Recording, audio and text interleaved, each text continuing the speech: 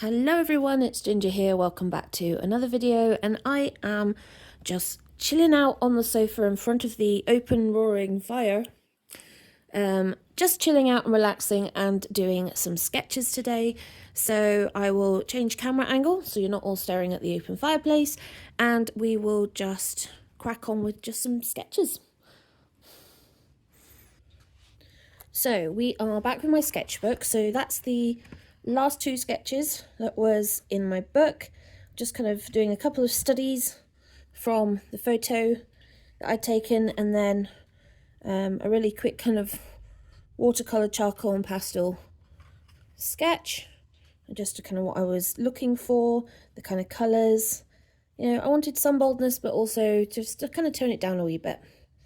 So fresh new page. I'm over. Is that the halfway? Was that the halfway point? Oh, that's the stitch line.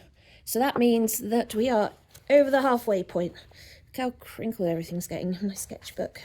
So I'm going to apologise for the bounciness and try not to hit the camera so often. See what I mean? I know. I'm going to get rid of a cushion. Yeah. Put you a bit more at an angle like that. So hopefully that should be better. And I'm also not going to hit you either, which kind of helps. So the photo I'm using today, I've actually turned black and white, so hopefully you guys can see that. This is on my tablet. So I want to do just like a single tone piece. So I have got the one of the super granulating watercolors that I've got. I believe it's the green, because it's in the half pan. Is the green in the half pan? I think it's the green. Yeah, it's the green. It's the green. And that's just so that I can really focus on tone. I do have my trusty pencil case of Doom with me as well, so I can use, I've got white pastels in there and a white pencil, so I can use that to create highlights if I absolutely need to, if I go too far, because, you know, I always have a habit of doing that. So it'd be nice just to create something that's kind of single toned, but with some granulation as well to get some patterning. So we'll see how this goes. I'm not sure how it will turn out, but we'll see. I want to keep it quick. I don't want to spend too long on it.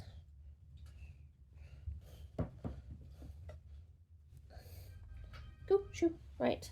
Do I really want to map it? No, I don't want to map it out. I just want to start slapping colour down. So I've got a pretty big wide brush. So I've got my big wide flat brush. So, because I don't want to be twiddling with details. I just want to get stuff down. This is definitely the green. So let's start with the usual. Map out the line. Oh God, and the first thing I've done is it gets everywhere. I forget how resistant this paper can be sometimes. I think there's possibly some charcoal still in this, but that's fine. So this is going to be really light once it dries, if it dries at all. It should do. There we go, let's add a bit more. The green. So it kind of comes down in a kind of V shape. It was really tempting to go down to the bottom of the slope. Wouldn't have recommended it though, because it was a lot steeper than it looked.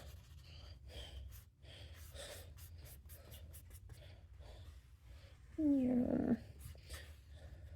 I know, I'm still adding noises every time I work. Right.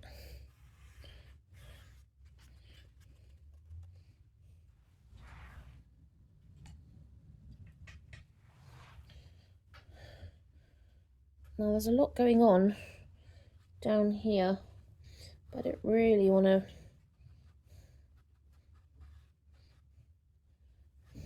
be focusing on that for the minute. I just want to get the blocky shapes in. Stop trying to escape. Go that way. As this kind of comes up. It's a problem working on your lap, is it runs everywhere, but I actually don't care. I'll just add interest. So that kind of goes up there like that.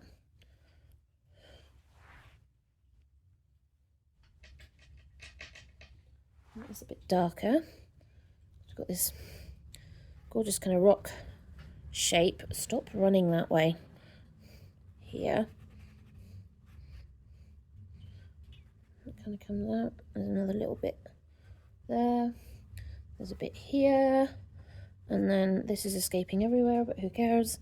And then this kind of comes up. And it forms these really smooth kind of curved shapes. And then comes down and behind. And the same here. That one's darker. I might add a little bit more. There we go. And down. Yeah, it kind of cuts in behind this rock formation there. And then like that. So you can kind of see already you've got kind of getting the basic shapes in without really worrying too much about what it is we're looking at, without worrying about details. I'm going to put the other one in here. You know, I've got a big brush, so there's not a lot I can do with this big brush. Well, no, that's a lie. I can do a lot with this big brush. I just have to think a bit more about what I'm doing and where I'm doing it. Now, let's see. It starts off with this line, this really dark line along the horizon. We're going to put that along here, watch it escape, come back, put that along here, and then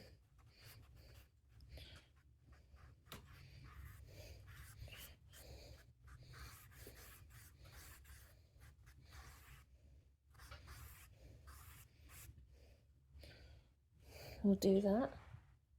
Maybe darken this horizon line here. Come here. Let's just darken you a wee bit.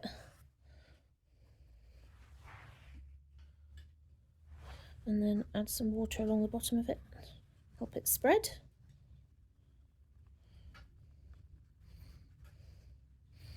Right, horizon line. And then we've got a really thin light line along this horizon line, just above it, before it goes into the first cloud. Now, I don't want to do that, so what I want to do is just going to go straight in with that cloud, like that.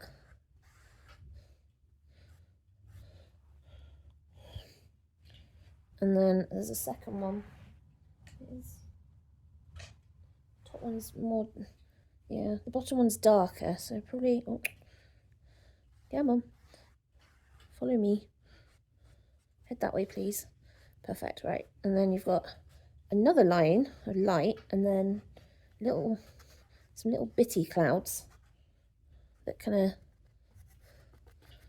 not really sure what they do, to be honest, before we end up with another dark cloud at the top here coming in, looking quite threatening. I don't actually know, sorry if I knocked the camera, I don't actually know if this was stormy cloud coming in or what, because obviously I've taken away the colour, so I don't know what colour these clouds actually are. I just know that this one's darker, and I know that this one's darker, and I know the one in between isn't. Well, isn't just anyway. So this is what we've got so far. Doesn't look like much. Just going to pour up some of that water. Pop that there actually. I think we could do with just darkening the bottom edges of those. And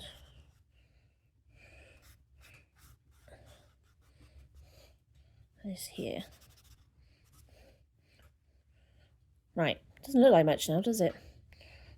No, that's fine.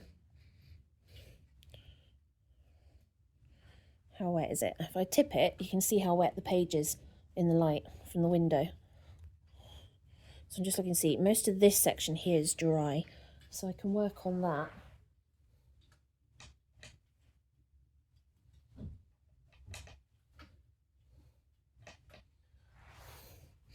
Thing is, I'm not using enough pigment to actually cause full granulation, but you can kind of see it here and there.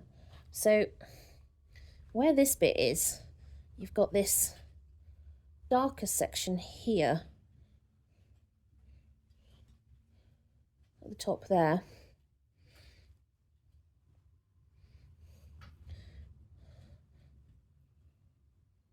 And then this is that lump of rock that comes out before we hit this one.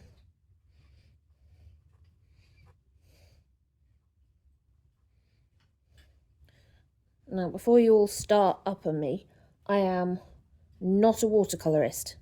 I do not properly know how to use watercolours. I never have. I've never had any lessons. So I am just using watercolour in the way I know how, so that I can play with and just experiment with some of the things I want to do. And it's quite fun actually doing it this way. I learn more about, not necessarily, I don't learn anything about techniques and how you're supposed to use it. I do have fun.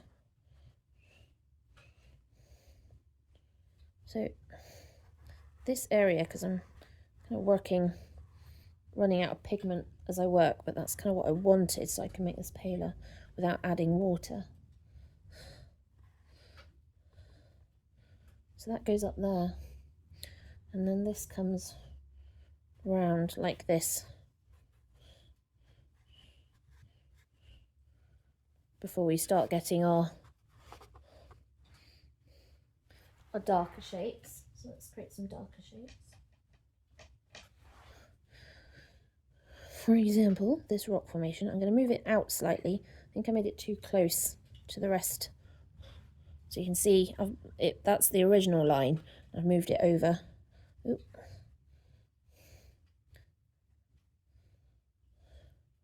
See that pointy bit? And that comes up into that pointy bit. And then a second pointy bit behind. It's quite a rocky, kind of sticky out bit, isn't it? Be fun to climb on, I suspect. And then you've got this little one sticking out of the sea there, and another one in the distance there.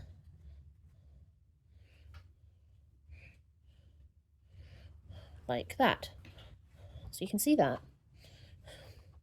And then here you've got, carefully put this in, the next rocky bit kind of comes out, but it's behind this section here.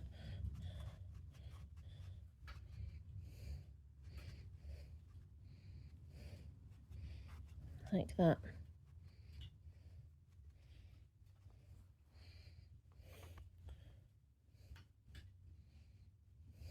Before it goes up into this first hill section. So actually, while I've got less pigment on my brush, let's come along and down.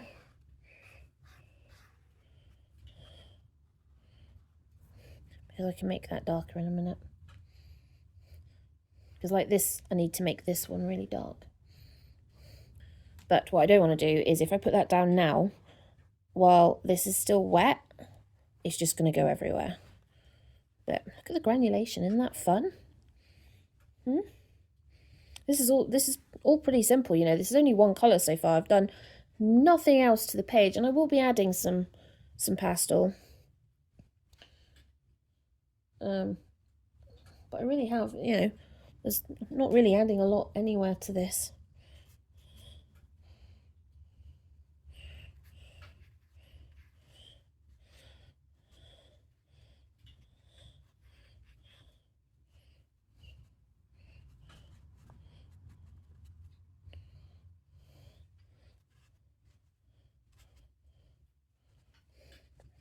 Like lots of little grass patterns along here. I wonder, I just create it with lots of dots like that. Oh, I can. Oh, that's cool. Look at that. As it comes down.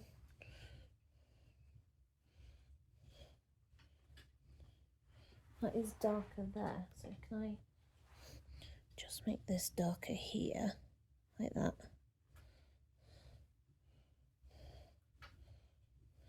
here. And this again, dark along the bottom. And it goes up that way. Using the very edge of this flat paintbrush. Also very conscious of the fact that this is a big brush, so, you know, if I touch in the wrong place, there's nothing I can do about it. The nice thing about this is it doesn't matter too much because it's a sketch.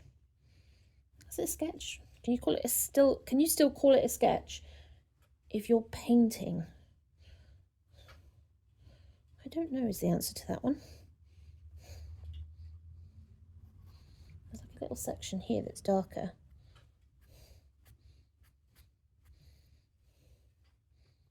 Well, that's darker, but that doesn't matter too much.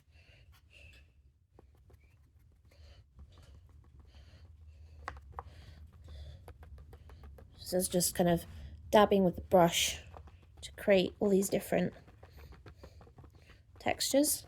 You can see I'm turning the brush as I go.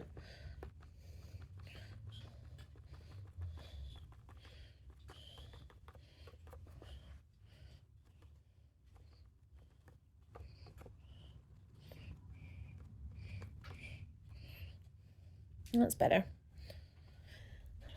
Right, let's do the big cliff that's also the darkest and is in the distance, which is weird because you've got a big cliff that's in the distance that's bigger than everything else. Right, but it's the darkest. Don't ask, I don't know. Oh, it's trying to escape. Right, let's bring you this way. Some really interesting shapes from that cliff there.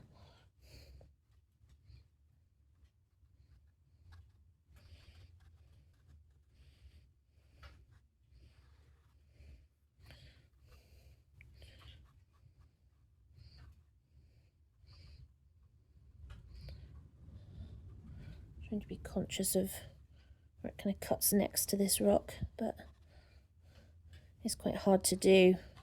Things are still a little wet, so it's tending to bleed everywhere. But at the same time, I'm getting a few interesting shapes and tones going on there.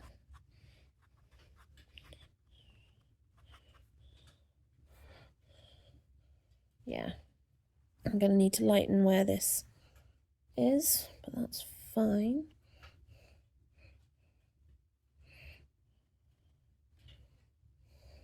It's just where these rocks kind of go up like that.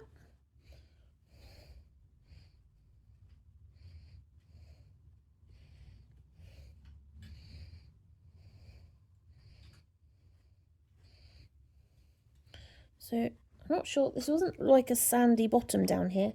It's kind of more like a gravelly rockfall.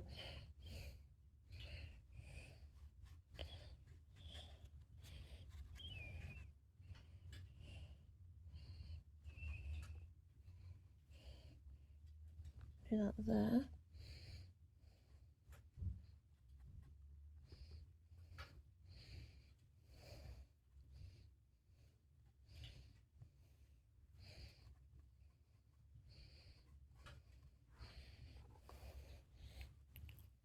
Okay, so we are getting some colour and depth in, which is kind of what we were after. Still want to darken that cloud line there.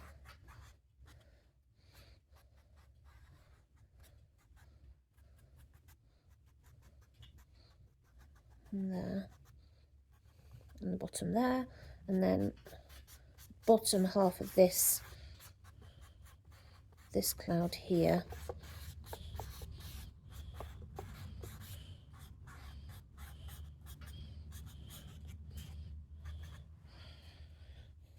What do we think so far?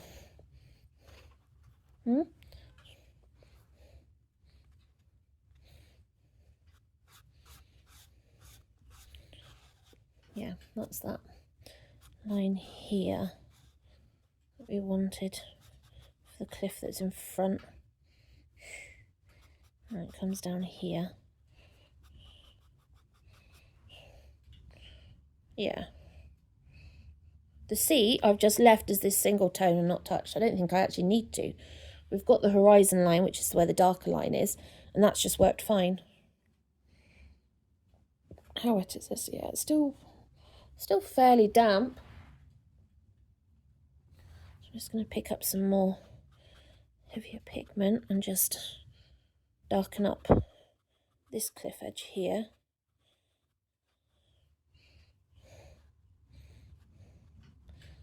Where it comes down and along like that. And then that's where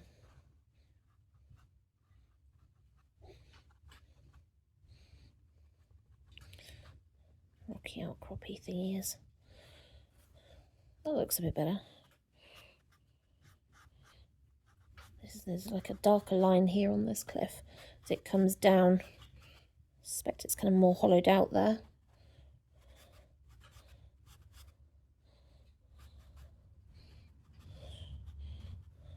We need to darken that slightly.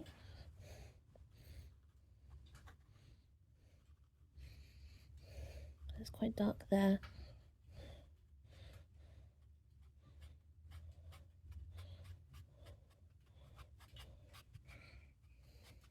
You've got all these lines.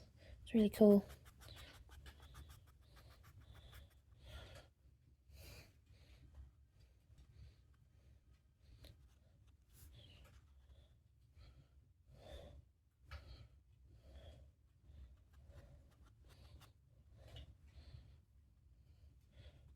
It needs to be darker at the front though. And this edge here.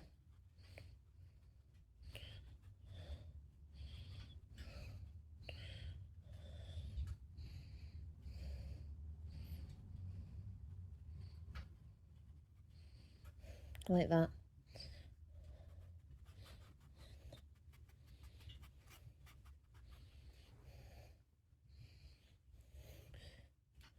So you can see I'm just doing sections where I'm just getting darker and just building the layers over the top. So it doesn't quite look like how it's supposed to look, but I don't mind, I kind of like it. Now this rock, kind of darker here and at the bottom, like that.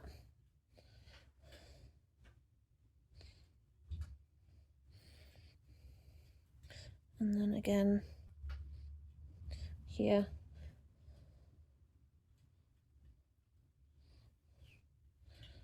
And also at the bottom of this one, which isn't a surprise.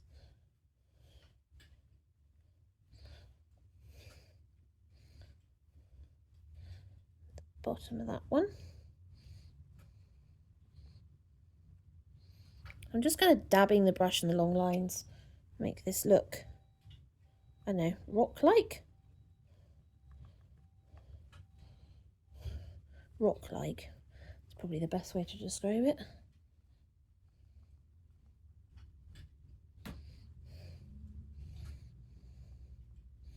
Still want it darker on some of these.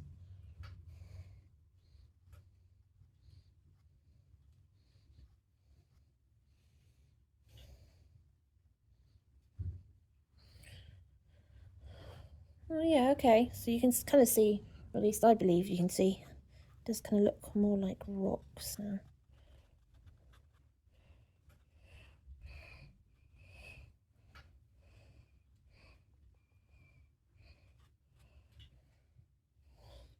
Still not really sure what I'm doing with this sandy bit at the bottom.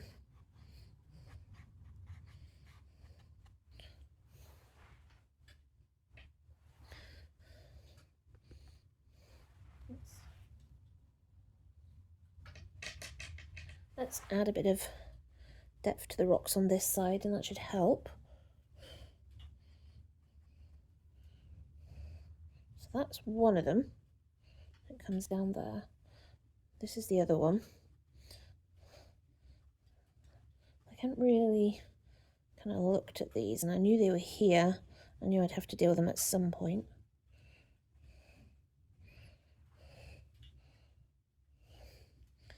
And then this.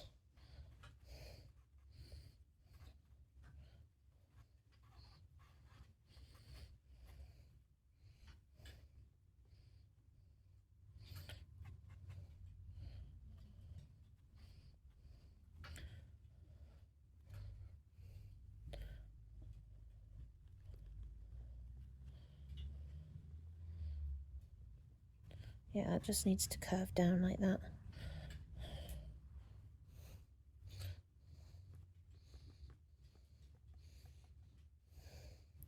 It's like lots of little kind of jaggedy sections down here.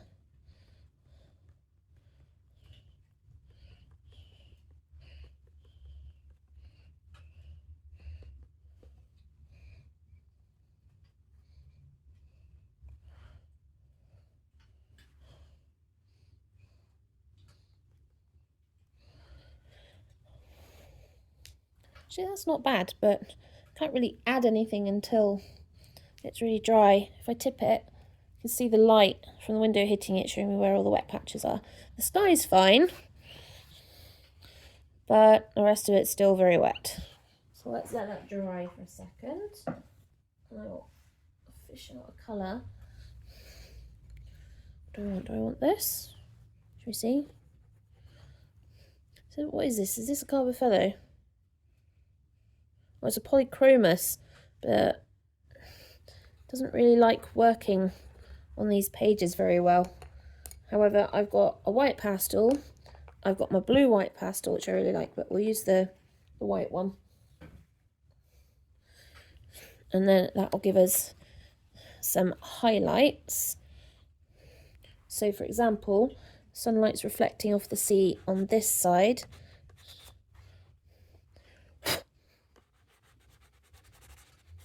So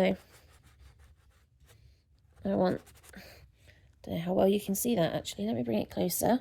You should be able to see the pastel there. Tablet's trying to go on standby. Stop that. Thank you. So I want sunlight on the water there, but it's got all these lines going this way, so that's what we'll do.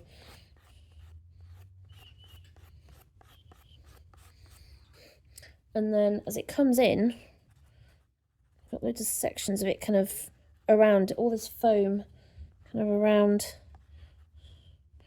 So we'll just scroll those in. I know it won't be too obvious because of where, like I said, because of where the pale green is on the page. So hopefully you can see there when I'm cutting in. I do that, gives it a bit more shape as well.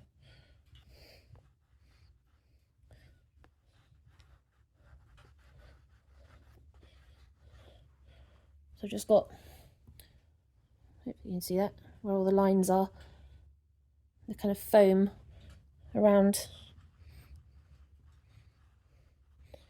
here, where it cuts into around the rocks.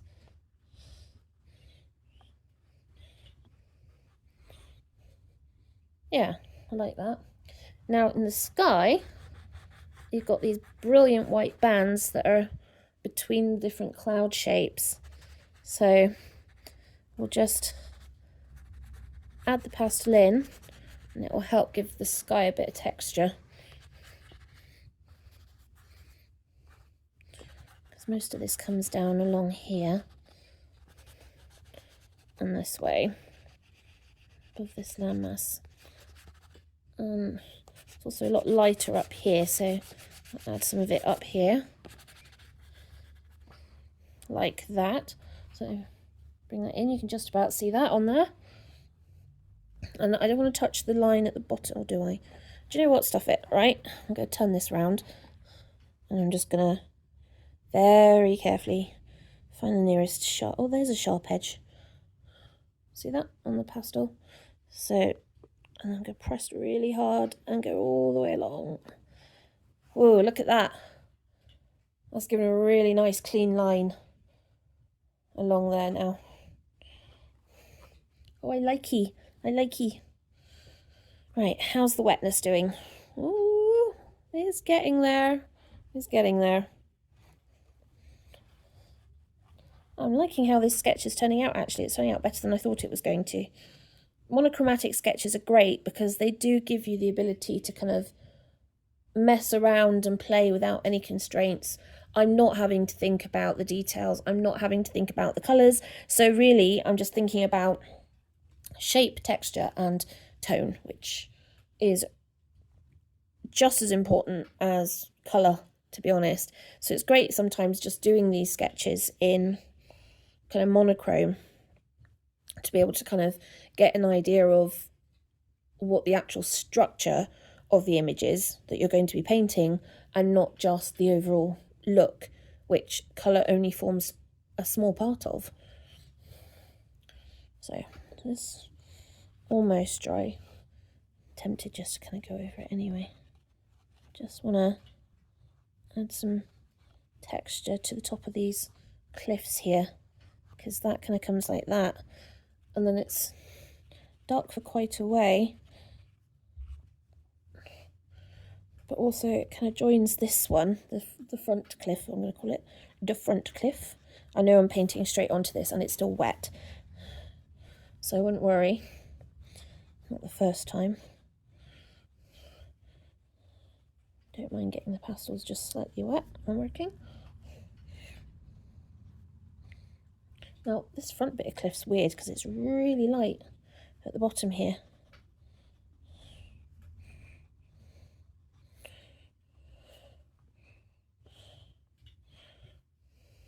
And that light overspills onto this rock at the bottom. I don't know why. Because it doesn't visually, like looking at it, it doesn't actually make sense, but hey ho. Picture says it does. So that is what we will do. There's like a weird white section here, but I don't know what to make of it, so I'm just going to leave it like that.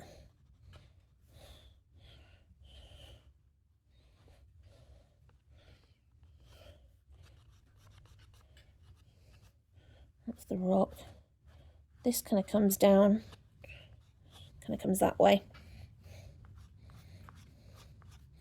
And then eventually it joins this, which is our main kind of focal point blocker, shall we say, or our directional aid. And what I mean by that is that the closer landmass, which is where the photo was taken from, is standing on the cliff, and rather than taking the photo forward of yourself so that you only take, say for example, that bit, the photo actually shows the parts of the cliff that they're stood on, so it ends up framing the bottom part of the picture. Now what that does is it focuses the viewpoint directly to the middle of the picture. So, and you see you've got this V here and this line here, and they V in like this, making you look this way, because your eye's automatically being following and funneled in that direction. That's why sometimes capturing part of the landmass you're standing on is just as important as capturing the vista that you're actually trying to capture. That's water here, and I've kind of missed it, so I kind of need to get that in there. Like that. Yeah, and that is a bit of a weird line there, but I don't mind.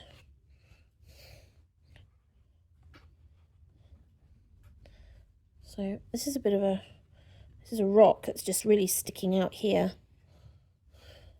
And it's got this gorgeous line in it. It is still damp, so pastel's not really working well with it, but at the same time you can clearly see that I've managed to get that to say there's a rock there, stop ignoring me. I'm also using this pastel to create negative space. A negative space is basically the empty white space. Now it doesn't have to be white, it just has to be visually empty. But often than not, rather than painting your negative space in, usually what you do is you carve it out. Ooh, sorry. And actually carving it out is easier than painting it in. It's a lot more fun as well. Now, there are little bits of this water kind of in and out here amongst those rocks, but it's really hard to see.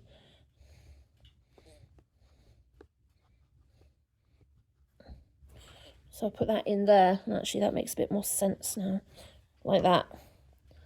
Right, I don't really want to do much more to that, actually, she says as she suddenly goes, oh, actually I've missed a bit. I really should probably do this section here, where it comes down like that. Right, anyway, yeah, I kind of like that, actually. I thought that's come out a lot better than I thought it would, for just a monochromatic study. So what do you guys think? The thing is with sketching is that I'm just here playing.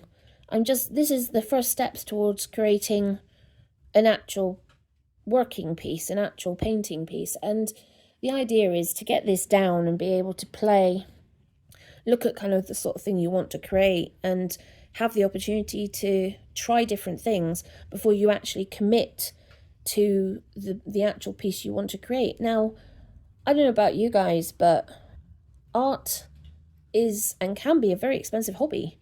I'm not going to say it's as expensive as some hobbies, for example, horse riding.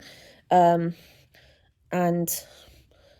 there's quite a significant number of hobbies out there that actually, when you have to buy the kit and the equipment, it gets very expensive. Art is also an incredibly expensive hobby.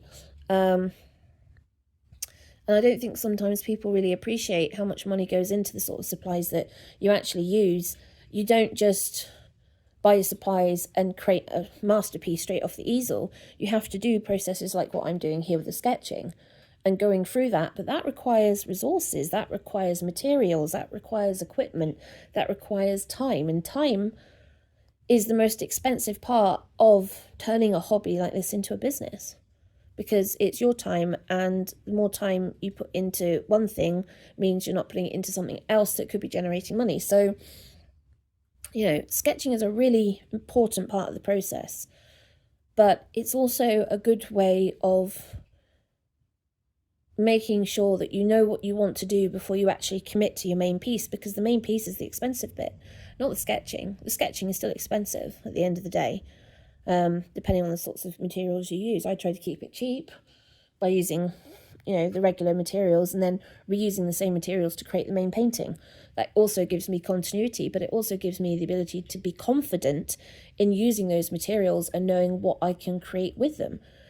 How do I create a certain texture with a type of material? For example, the super granulating watercolour.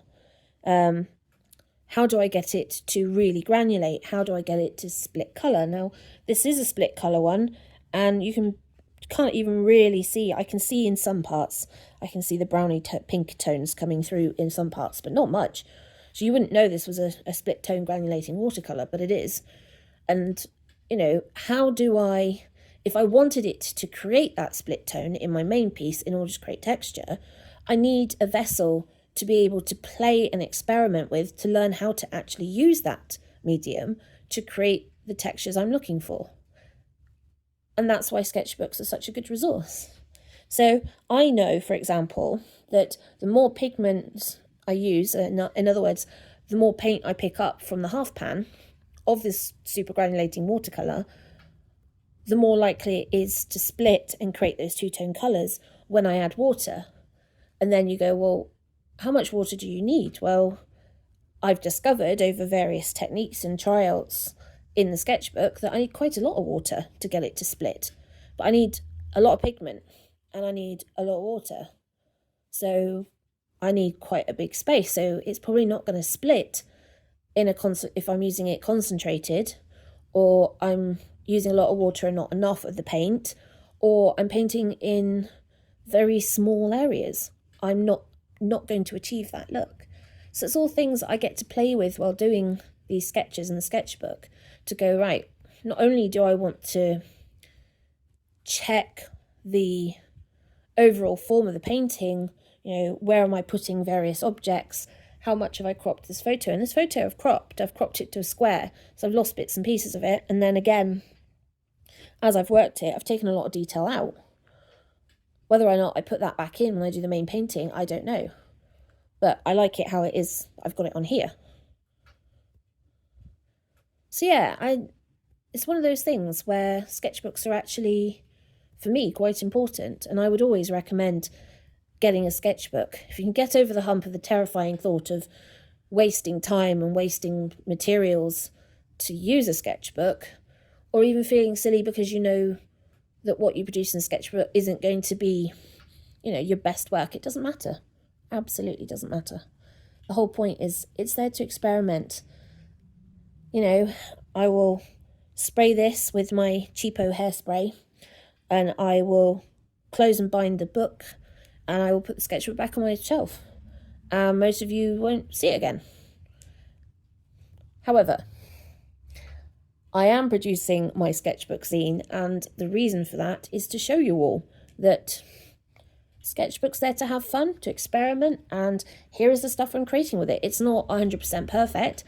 And sometimes I find that the piece I created in the sketchbook is better than the piece I ended up creating on the easel. And sometimes that's because you end up overworking your main painting. You're freer in the sketchbook because you have no confines, you have no restraint, you can just do whatever you want because it doesn't matter, it's a sketchbook. It's just there to create the ideas, to create the main painting. And you end up sometimes creating better work because of that. You don't have any inhibitions. And I know that's certain for one thing, so when you do eventually see, not this one, but the painting that I did for this one, you'll see that the painting itself is a lot more detailed, but in some respects overworked. So it's lost some of its organicness, it's lost some of its freedom. Whereas I got the freedom when I created this, and I've got these beautiful expressive marks all over the place. But in the painting, I feel like I've just twiddled with it too much and overworked it. I made it too detailed and I lost the freedom. So that's an example of where sometimes the sketchbook piece turned out better than the painting. Anyway, this is a very long sketchbook video for 51 minutes so far, so I am going to stop here. I need to fully let this dry, and I also need to spray it down. And then I think what I might do is get the charcoal pencil out and do some more kind of intimate sketches, more detailed sketches on the other page, on this page, of some of the detail in this photo, just to kind of get an idea of the rock formations and the line directions, because a lot of the, not the geometry, what is it, the geology, that's a good word, a lot of the geology, hopefully that is the right word, of each area in Scotland is very different. So there's a lot of areas on the coast where the rock formations look like they've literally been different. They're all different colours and different bands stacked on top of each other. There is a lot of slate, and when slate gets to the sea, it splits and you get these really pointy, jagged shapes, or you get to a lot of the more granite sides and you get less jaggedy because the granite's a lot harder. So the edges get smoothed by the waves, but you get more solid shapes because the granite is harder and it's harder for the sea to break it down. So it tends to be smoother but bigger, and the slate tends to be thinner and more pointy and jaggedy, like lots of fingers, jaggedy fingers. And then sandstone, you tend to get it in bands with other rock. So yeah, geology's fun, but sometimes you need to kind of study it to be able to get the idea of the kind of formations of what's in the painting. You know the area, you know the rock type, you know the colours, you know how rough it is, you know that you've cut your hand while climbing over them, no comment, things like that. Anyway, I need to stop harping on. Right, I'll let you all go now. If you've got any comments or questions, please leave them below and I will get back to you. And otherwise, I hope you've just, I don't know, relaxed and chilled by the fake fire like I have, with a cup of tea to listen to me ramble on while I sketch. Ta-ta for now.